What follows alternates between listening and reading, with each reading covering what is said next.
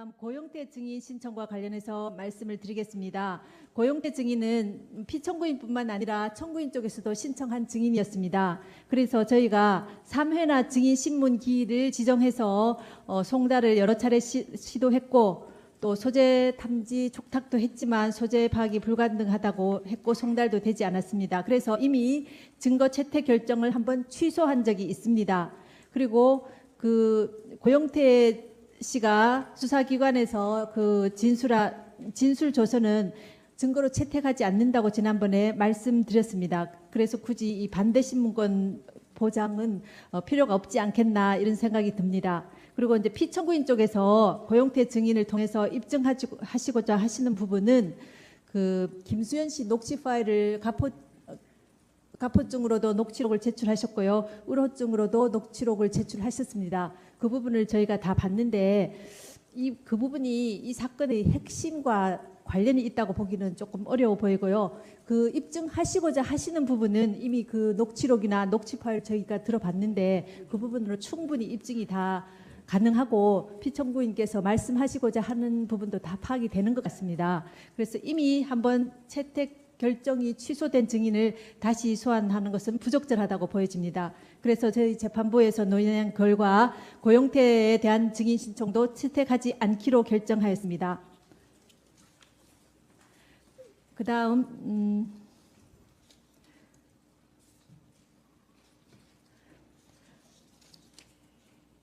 지금부터는 서정 등에 대한 증거 체부나 증거 조사 등에 관하여는 주심 재판관님께서 진행하시도록 하겠습니다.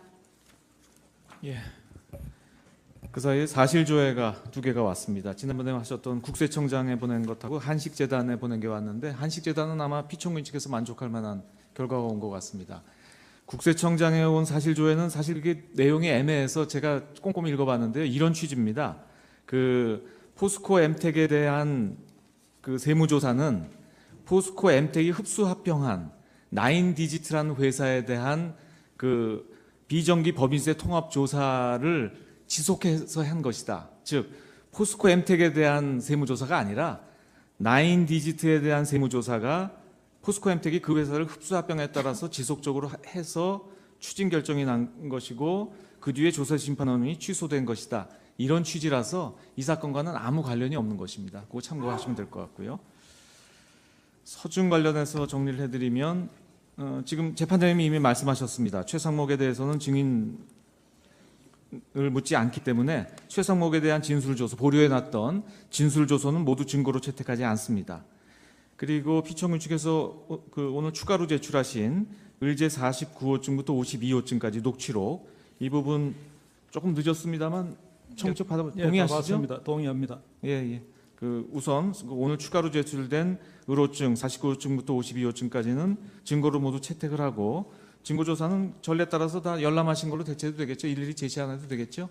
예, 열람으로 증거 방법을 대체하도록 하겠습니다. 다음에 이제 남은 것이 녹취 파일에 대한 것인데 아까 피청구인 대리인단께서는 그 증거조사를 진행하겠다라고 제가 얘기했던데 그렇게 말씀드린 게 아니고 검토하겠다고 말씀드렸던 것이고요.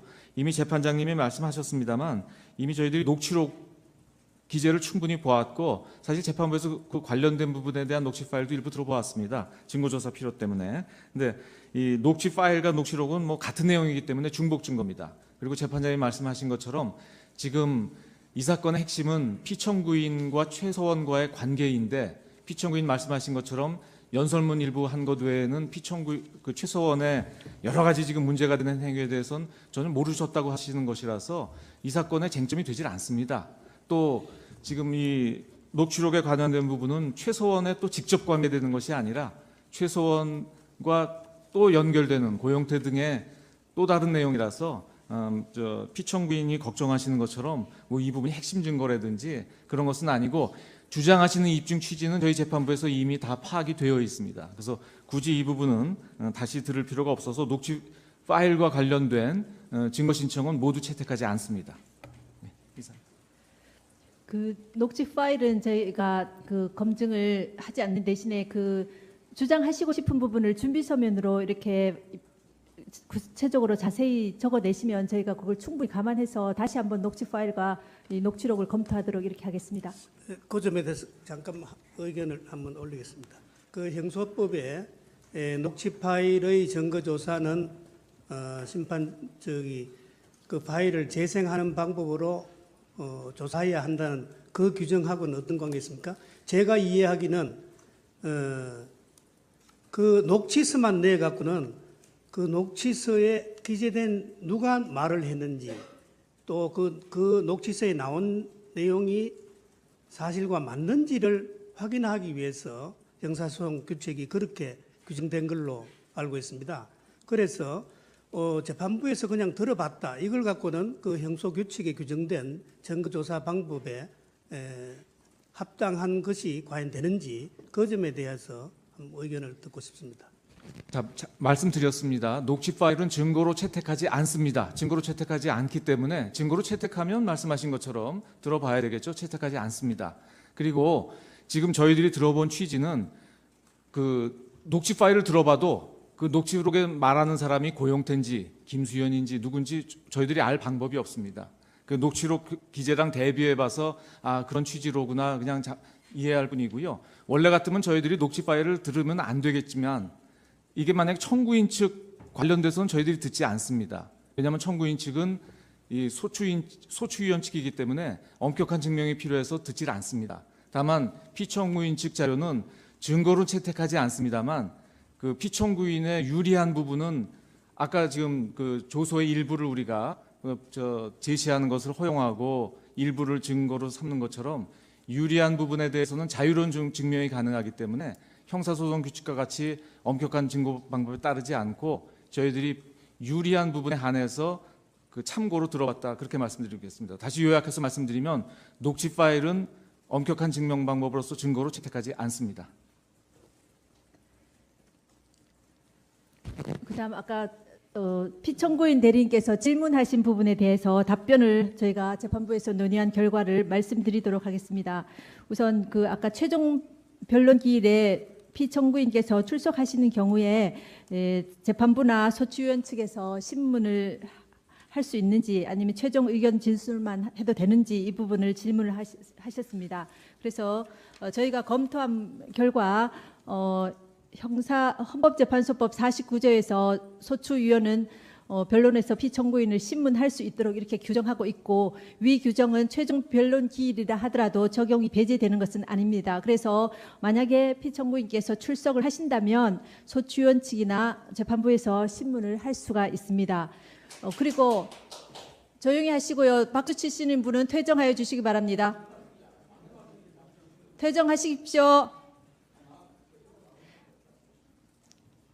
그리고 저희가 생각할 때는 이 부분에 대해서 그 피청구인께서 만약에 출석하신다고 한다면은요, 재판부나 소추위원 측에서 질문하는 부분에 대해서 적극적으로 답변하시는 것이 피청구인이나 이 사건의 실체를 파악하는 데 훨씬 도움이 되고 피청구인의 입장을 또 더 적극적으로 표명하실 수 있는 것이 아닌가 싶어서 더 이게 법에도 물론 가능한 방법이지만 피청구인 쪽에도 도움이 되지 않을까 하는 생각이 들기도 합니다. 그 부분 참고하시고요.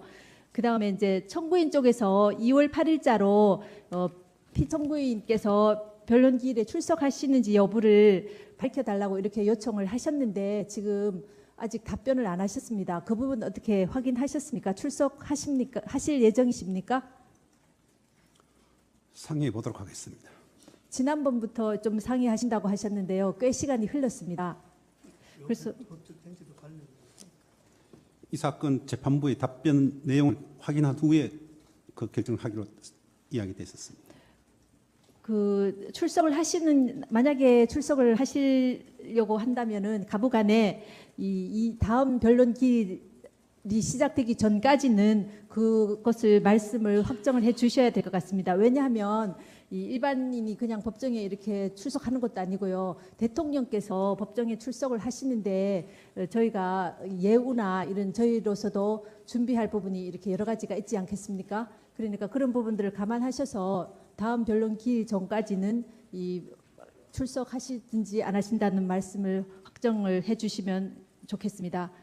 그리고 만약에 출석을 하신다고 한다면은 재판부에서 정해드리는 기일에 이렇게 출석해야 된다는 것도 좀 양해를 해주시기 바랍니다. 그리고 만약에 변론이 종결된 후에 피청구인께서 출석을 하신다고 해서 기일을 열어달라 이런 것들은 저희가 받아들일 수 없다라는 것도 미리 말씀드립니다. 왜냐하면은 출석을 하실 수 있는 시간이 앞으로도 있고 또 지금까지도 많이 있었는데 아직 답변을 안 하셨습니다. 그 부분은 재판 진행상 어쩔 수 없다라는 점을 좀 양해를 해주시기 바랍니다. 그리고 최종 변론기일을 피청구인 쪽에서 3월 2일이나 3일쯤으로 연기해 줬으면 좋겠다 이런 의견서도 제출을 하셨습니다.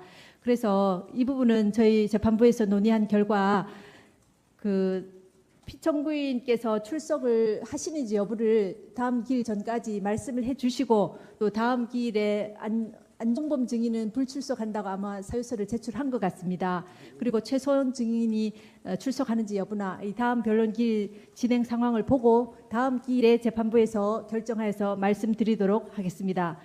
지금까지 말씀드린 부분에 대해서는 양측 대리인께서 기일 진행에 참고를 하시기 바랍니다. 그러면 오늘 변론 절차는 이것으로 마치고 오전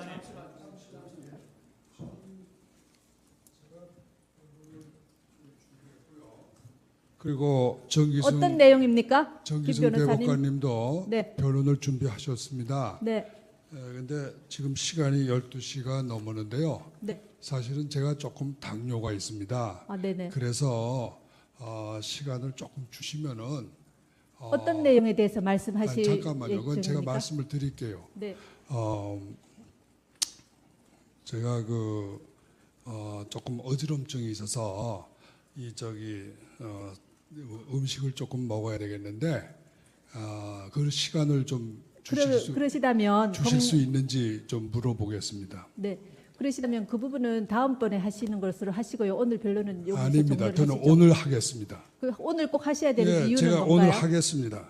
준비를 해왔으니까 그러면 제가 점심을 못 먹더라도 지금부터 변론을 하겠습니다.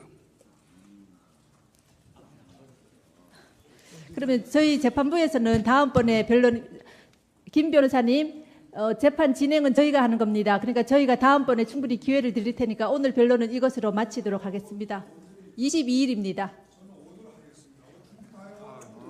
기일은 저희가 정하는 것입니다. 네. 그러면 오늘 변론은 이것으로 마치도록 하겠습니다. 지금 하겠는데 왜 변론을 막으십니까? 다음 기일에 충분히 기회를 드립니다. 굳이 오늘 하셔야 되는 건 아니고요. 2월 22일 수요일 오전 10시에 이곳 대심판정에서 속행하도록 하겠습니다. 다음 변론 기일에는 오전에 다음번에 하시는 걸로요. 지금 12시가 되었지 않습니까?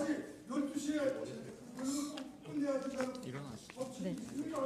다음 기일은 22일 진행합니다.